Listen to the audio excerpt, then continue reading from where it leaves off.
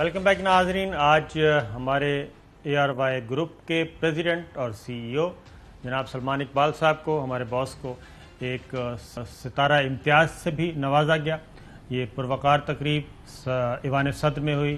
صدر مملکت ڈاکٹر عارف علوی صاحب سے انہوں نے یہ اعزاز حاصل کیا اور ان کو خدمات جو انہوں نے کھیلوں کی دنیا میں، خاص طور پہ PSL کو پاکستان میں پروموٹ کرنے میں، کھیلوں کی دنیا، کرکٹ کی بحالی، ان سب خدمات کے پیش نظر ان کو یہ ایوارڈ دیا گیا. تو ہماری طرف سے بھی اور اسلام آباد بیورو کی طرف سے بھی بہت بہت مبارک ہو ان کو. چوہدری صاحب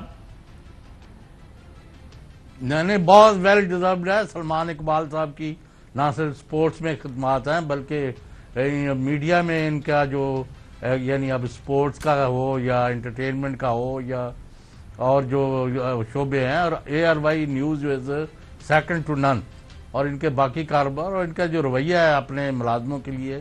اور سب سے پہلے انہوں نے لاکھوں کروڑوں کا اضافہ کیا ہے اپنے تنخواہ کے جو مختلف سلیب سے بھی شروع ہوا ہے، نہیں بالکل تنخواہوں میں. جی ہاں، تو یہ ان کا بہت بڑا کریڈٹ ہے، بجائے یہ کہ لوگ جو ہیں ادھر ادھر دیکھیں اپنی یعنی مہنگائی کی وجہ سے. انہوں نے جس کی 20 تھی میرے خیال میں 30 ہوگی، 30 کی 50 ہوگی، اس طرح.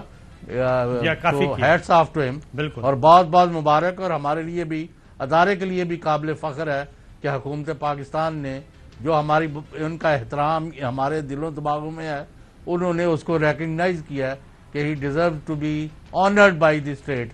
تو حکومت کا بھی میں سمجھتا ہوں، صدر مملکت عارف علوی اور وزیر اعظم عمران خان اور سیکرٹری اطلاعات جو ہیں محترمہ شاہرہ جی ہاں شاہد، ساروں کا جنہوں نے بھی یہ سارا انجام دیا ہے، ان سب کا بھی میں سمجھتا ہوں کہ بڑا اچھا ہے کہ یہ اس سے انکریج ہوتے ہیں لوگ کہ سلمان اقبال نے جو ایفرٹ کی اور کر رہے ہیں انشاءاللہ وہ رائے گاہ نہیں جا رہی. بالکل ٹھیک ہے. چوہدری صاحب اگلی خبر، وزیر اعظم عمران خان صاحب سے ایک اور بات بھی پوچھی گئی کہ یہ جناب نیوٹرل کا کیا چکر ہے.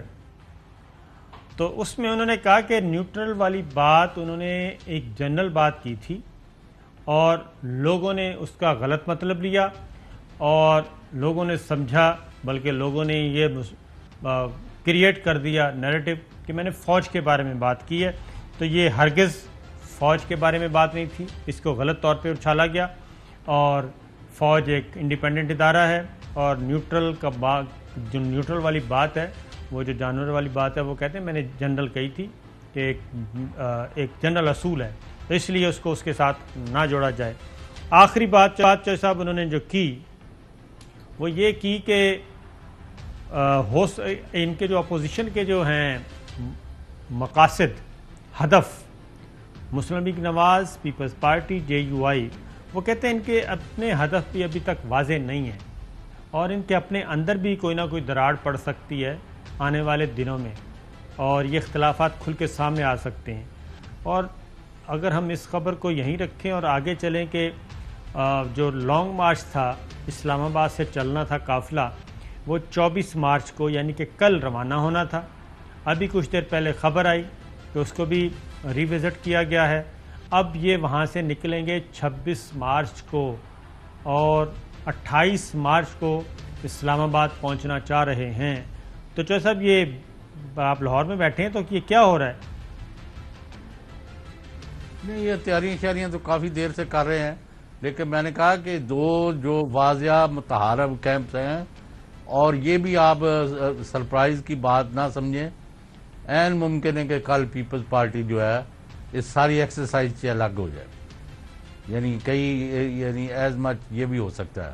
اور دوسرا PMLN کے اندر جو مختلف گروپس ہیں وہ موجودہ پالیسیوں سے اور کبھی ادھر کو بھاگ رہے ہیں، کبھی ادھر کو بھاگ رہے ہیں. ایک جو ہے فوج کر رہا ہے، دوسرا جو ہے فوج کے خلاف نعرے لگوا رہا ہے، اور یعنی الٹے سیدھے. آپ کو پتہ ہے یہ سوشل میڈیا پر 90% مہم جو فوج اور اداروں کے خلاف چل رہی ہے اس کے پیچھے ان کے لوگ ہیں. چوہدری صاحب بریک لیتے ہیں. بریک سے آتے ہیں تو پھر 2-3 باتیں اور بھی ہیں انتہائی اہم، وہ بھی آپ سے شیئر کرتے ہیں.